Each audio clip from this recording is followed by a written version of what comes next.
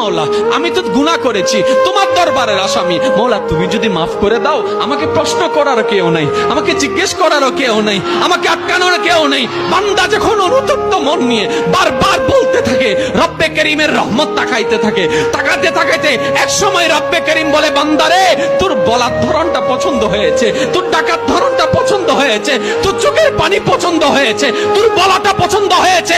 এবার মওলা বলে, আমি তোর সারা জীবনের কত গুনাহ করছিস? বান্দা বলে, মওলা 40,000 পার হয়ে গিয়েছে। কেউ বলে যে মওলা পাহাড় পরিমাণ হয়েছে, কেউ বলে যে মওলা আসমান পরিমাণ হয়েছে। এবার মওলা বলে যে আমি মাফ করে দিলাম, আমি মাফ করে দিলাম, আমি মাফ করে দিলাম, আমি মাফ করে দিলাম, আমি মাফ করে দিলাম, আমার বান্দাকে আমি মাফ করে দিলাম। ফেরেশতা বলে, মওলা এত বড় গুনাহগার, এত বড় আসামি, হাজার গুনাহগার, হাজারটা গুনাহ তওবা করেছে একবার, মাফ চেয়েছে একবার, তুমি মাফ করে দিলা, তুমি মাফ করে দিলা। রব্বে করিম বলে, মাফ করবো না তো কি করব?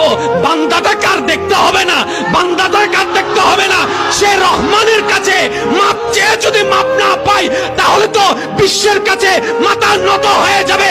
আরে সে রহমানের বান্দা, জাত্তার বান্দা না, যে রহমান হচ্ছে ইন্নাল্লাহ আলা কুল্লি শাইইন কাদির। সুবহান।